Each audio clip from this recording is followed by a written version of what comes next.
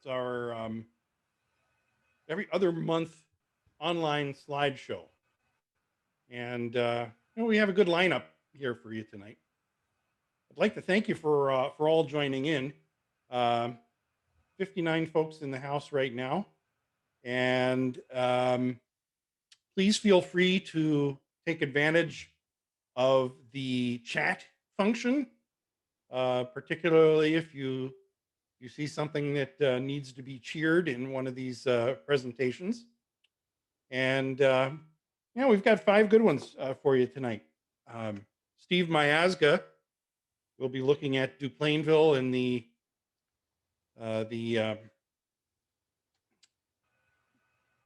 what was it? It was the big cutover of a new diamond.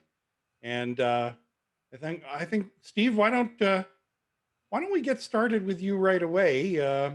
You want to unmute yourself, and you should have the ability to share your screen. You want to go ahead and do that right now? Okay, I just want to give a little background on what we've got here. My background, I'm a civil engineer, retired, train freak, grew up in Rhinelander, about 300 feet from the Soo Line, Maine in the early 1950s. So I kind of been hooked on the Soo my entire life. My layout is around that. And when I moved to Milwaukee in 2001, we ended up moving just a little bit west of Duplainville. Now we live a little bit southeast of Duplainville. So I've gotten used to having a lot of train action all the last 10 years or so. I started following this project at Duplainville about a year ago when I saw Canadian Pacific starting to do some little more than normal construction activity around the diamond area. And I'm going to start off. Some of the pictures are courtesy of the Soo Line Historical Archives.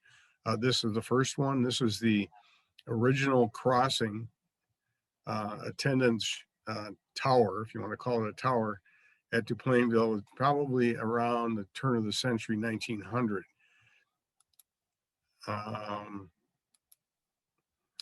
This happens to be the replacement one after the first one burned down. I think it was in 1929. And this remained in service until about 1986. So doing the research on this, it was kind of interesting. The entire world of the railroad moving west of Milwaukee kind of took a detour at what's now the village of Brookfield. It was called Brookfield Junction. And there were several railroads that were battling to get to the Mississippi River. If you drive through the Brookfield area right now, there are 2 mainline tracks on the existing Canadian Pacific. One is lower and one is higher in terms of grade. And both of those represent 2 competing railroads that eventually merged into the Milwaukee Road. But the Duplainville area developed in about 1848, right about the time Wisconsin was incorporated, a bunch of German immigrants. And this little community had really nothing going on. The predecessor of the Milwaukee Road, one of those competing railroads at Brookfield Junction, began to build west toward Portage instead of south through Madison to try to get a more direct route to the Twin Cities. And it ran through Duplainville about 1855. Wisconsin Central, which was absorbed into the Soo Line through a bankruptcy, began building south from Rugby Junction to Chicago in 1885, and that created the original crossing at Duplainville. That crossing was controlled by a tower attendant, like you saw in the last 2 tower pictures, until 1987, when CTC was installed. But actually, there's a more interesting story in that the interchange track was never there until 1986, and it was built during a period when the purchase of the Milwaukee Road was coming up and the battle was going on between the Northwestern and the Sioux. And so it was built as a precaution for interchange trackage and trackage rights into Milwaukee for the Soo Line in the event that the Northwestern took over. So it remained in service for 33 years. The energy went out of service in August of 2019. In terms of traffic, this is one busy area, obviously, those of you who do a little train watching out there. And these stats were gotten from the railroad. CP runs 14 to 20 trains a day on average, and that includes Amtrak. And obviously those schedules are all up in the air, and a lot of it's keyed to unit trains and bypass trains. For some reason, occasionally we see a lot of detour traffic from UP. And then on the CN side, they run 30 plus trains per day. And that includes a couple from the Whizzer. So the entire project scope, this is an aerial that was an older aerial shot. The project began actually in August 2019 when this is the CP main line. Here's the interchange track, which has been removed. Here is the CN.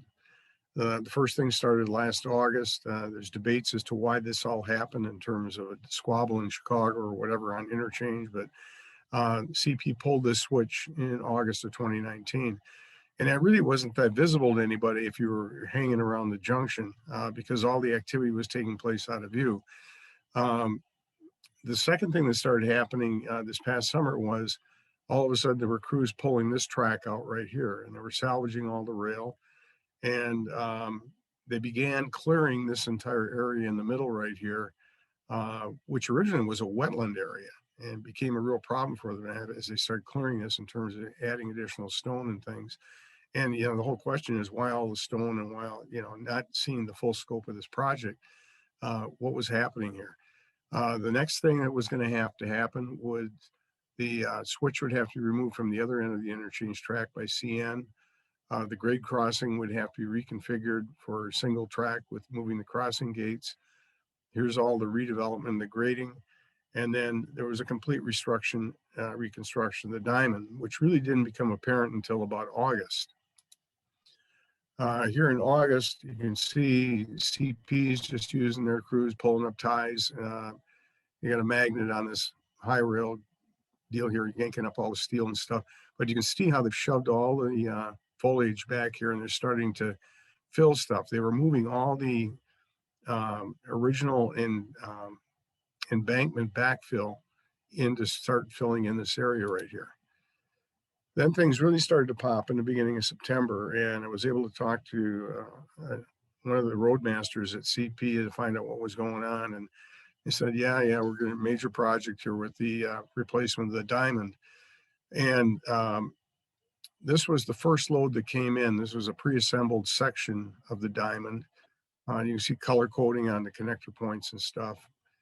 And the end of September, the second load came in. Now, these were all pre-configured parts. And the thing that I thought was really interesting was if you think of the way they built rail diamonds in the old days, you see this large metal plate here in the middle, all CNC'd, pre-bolted and everything ready to go. Everything was color-coded for assembly. Pretty interesting. And by this time, they figured out how to get rid of all the mud and everything, and they've got the staging area pretty level. We get into mid-October, and CN gets on the site, and they were building track panels. This one right here was being built as a replacement mainline panel. Oh, excuse me, this was one of the mainline panels that was going over here. The longest one was going to be used for replacing the switch on the north side. And then there was another one for the other end of the diamond on their main line. November 2nd. Now, to give you some perspective here, the night of the heavy activity and the closing of the main line and yanking of the diamond was planned for November 10th. So we're about a week out at this point. And I think November 2nd might have been a Monday, but CP was the first one to start mobilizing all their crews because obviously they had to get ready to start building that diamond. And the site is beginning to fill up. You can see a stockpile of ballast being put over here for the construction site. And throughout the day, they began the different components. And it was really, this is where the orchestra really started to play. It was obvious that everybody had really done a lot of planning on this whole thing in terms of timing and who was going to be doing what at what point. Everybody you see here is basically CP. Day later, you can start seeing the diamond coming together. Here's the CN with the pink coating. There's a CP line. I noticed the track clips versus CN used spikes and plates yet. That was kind of interesting. We get to November 4th, and CN started moving in their crews. They had hired, or they have on contract, Geyer Excavating on a Fond du Lac to do a lot of their heavy lifting. And here was one of the first panels that was being moved into position. This is, you're looking south on the east side of the diamond. The diamond is off over here where you can see the little cabinet. And they just pick these things up. The end loader does the steering on the end, and backhoes are just over and above. That's just the way they go. Same day, CP put in a new foundation for the crossing gate that was going to be relocated on Green Road. So you're looking east right now. And what you don't realize is that for probably about a month in advance of this, they were burying cable and doing all kind of electrical work in this area. So once they set that foundation, it was probably a couple of hours and they had all the wiring in place. November 5th, this was the Thursday before the big construction is going to take place. CN closed their main at 10 in the morning, and they really mobilized. They had 2 track cutting crews that came in. They're standing really over the old interchange switch right here. Here's the switch that goes to the Duplainville siding to the north. Not much room here from the old red board, I guess. But anyway, there's a 4-hour period here from when they cut this out, removed everything, and actually had trains running again. Track panels were all cut in place and moved off to the side and stockpiled along quad graphics. And then this was kind of interesting. CN once they had the track out, they pulled out the old ballast, but they didn't do any undercutting in it. So in other words, it was basically, we're just going to get this track in here and get trains running again. When we get to the diamond situation, there was it was like a civil engineering nightmare. I mean, they pulled ballast, they undercut, they put in geogrid fabric, they put in drainage, all kinds of stuff that had never been there before. After they had, you can see they've got the main line ready for the track panel. Now they're pulling up the interchange track that's been cut into sections to salvage as well. And then this was the next humorous thing that happened. So this large track, I think this panel was about 170 feet long. This is the replacement for the switch they just pulled out, and they had it over in the staging yard. And they tried to bring it with one backhoe and the end loader on the end, steering it and lifting and whatever. And there was so much sag that they couldn't get it out of the hole in the staging area and over the Green Road area. So they had to bring in the second backhoe and shorten the length of the span. And, you know, with all the heavy material that you see being used on this stuff, the fine tuning of some of this stuff was just incredible to see. So all these track panels were pre-drilled for being bolted with plates, at least temporarily, until they came back and thermite welded them afterwards. But if you look at the center here and you see how close that end loader has got that butt joint on those 2 rails, I mean, once he got them lined up, they slapped plates on this right away, and then they reset the rest of the track. Track was in place, connected, put the ballast in. CN had a surfacing crew up at Sussex that came down, and this was the sad part. You know, after 33 years, the crossing gate lost its 2-track sign, and trains were running again at 2 p.m. So that was Thursday. That was a busy day. Friday, I think everybody went home to sleep, and then was checking out the rail fans on Sunday afternoon, and everybody was chasing around watching this short little train move its engine around and start backing down toward Brookfield, and 3 ballast cars on the end. Well, you'll see later where those ballast cars end up showing up. On Monday, day before the lift, more equipment came in. Geyer from CN had 4 large backhoes and at least 2 large end loaders on site at this point. Over the weekend, a rental place had dropped off a bunch of portable rental lighting. So they're using the old speed swing here to get those things in place around the diamond. And on the morning of the 10th, this is the big day, believe it or not, they're still hauling loads of ballast in and piling them in, stockpiling them here. And I thought that was kind of interesting. You thought you would have that small task done way before that. CN had hired crane masters. I don't know if anybody's familiar with them, but they're a rail specific contractor for these large type projects based primarily in the eastern US. I think they're out of Virginia as their home office. This group was coming out of Merrillville, Indiana, but they were bringing 4 large cranes up, 2 of which I think were 175-ton capacity, which were disassembled for transport. And you'll see here, this is the main crane chassis right here. And if you notice the trailer, it's got these hydraulic jacks on, and those are for the crane to raise and lower itself so it can reassemble itself.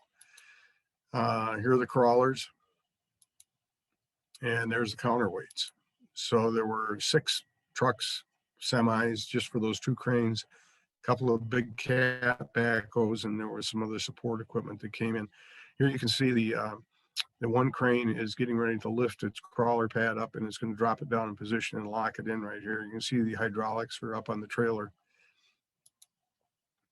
Once they had everything assembled, now the crane masters showed up about 10:30 in the morning.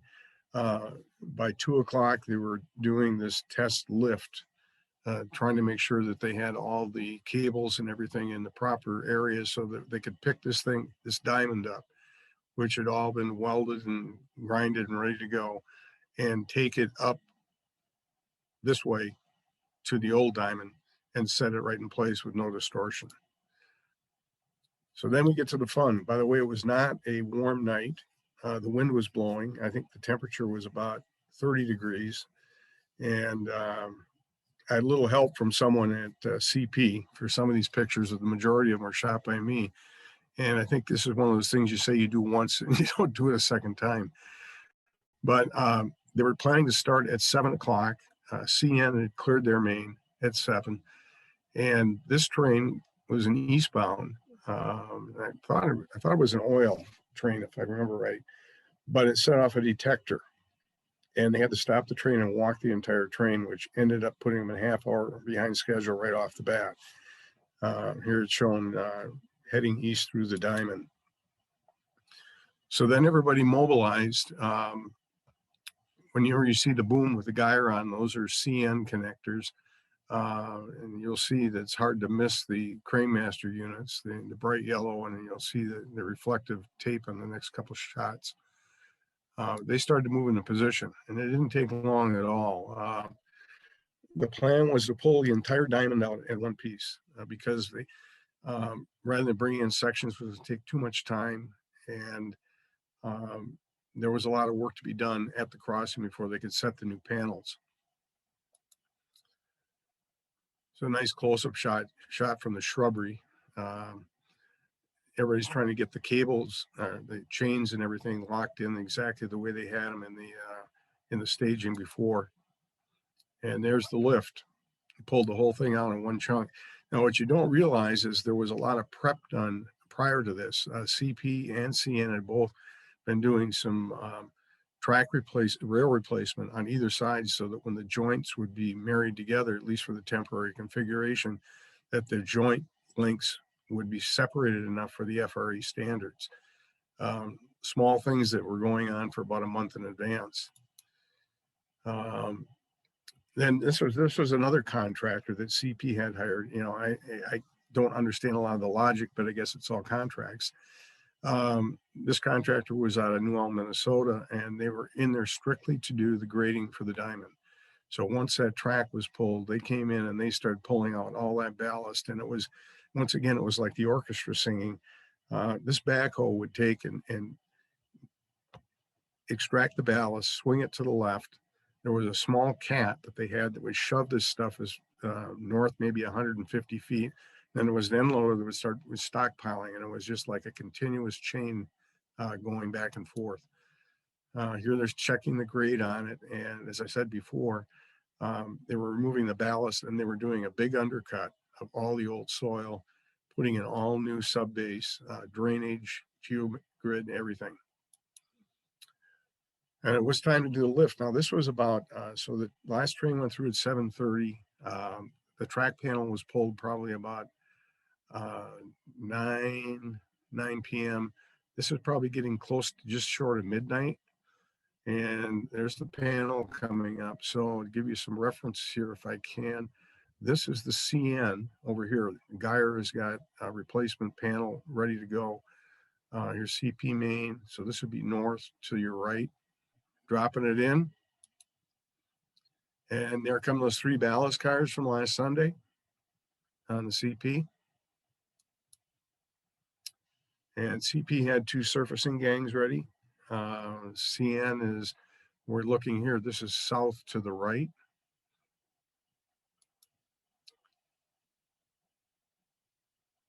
I don't think anybody there was very warm that night. And there's sunrise. And this was about 6:30 in the morning. And they're doing some tamping around the diamond, spot tamping, getting ready to open up. And there's the first train, 8 a.m. northbound, waiting for a green. And there incidentally, there was an eastbound and a westbound on the CP waiting as well. So anyway, there's from a train freak and an ex-civil engineer retired. Any questions? Hey, Steve, this is Steve McCarthy. How are you doing? I wish I could have met you through my railroad career. I got lots of history with Duplainville since I've spent most of my railroad career on the section there. I was section foreman there many years and track inspector for a while before I went to the C&M sub. Now I'm medically retired after 25 years, unfortunately. I've been through 3 diamond replacements. Actually, the first one in the mid-90s, we did lay fabric down.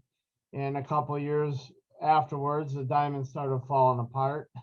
Then the second diamond replacement, it started getting worse and worse and worse each time we did a diamond replacement.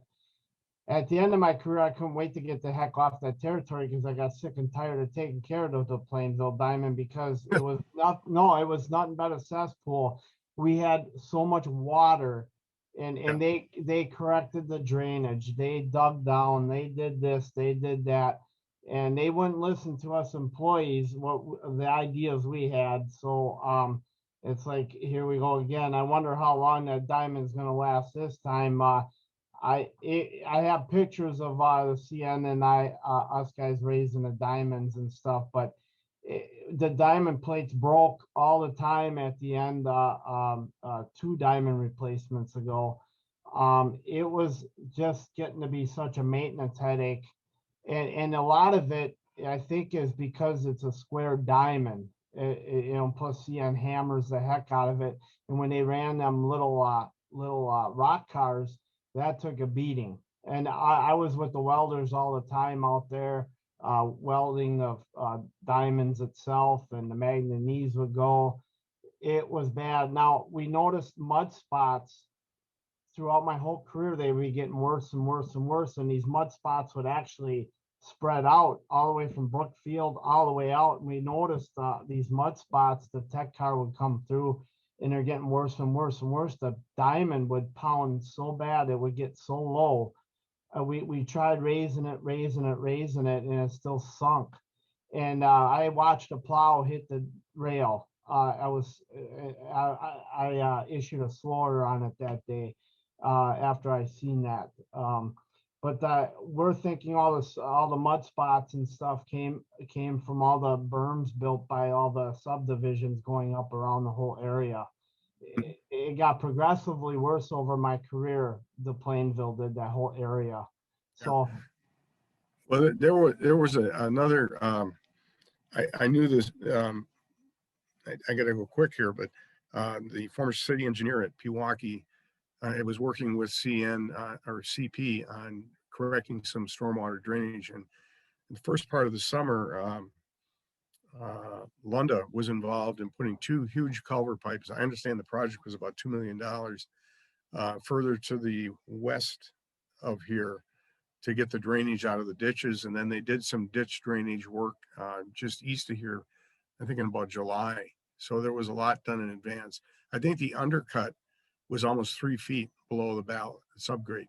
The problem was, sorry, Mike, but I had to add some stuff here. The problem with that is, the sub base on there, we told them that they have to have some kind of drainage, you know, like they do it with farms or something. And it got so bad under there, we'd raise that diamond weekly and it still sagged. And we had a vac truck out there last time. They dug down, actually I think they dug down deeper last time than what you described here. But I would like to get your contact information off to the side, maybe shoot the breeze with you a little bit more. Okay.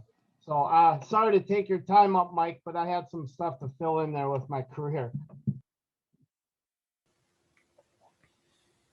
Okay, thank you, Steve. Anything else for Steve Miazga?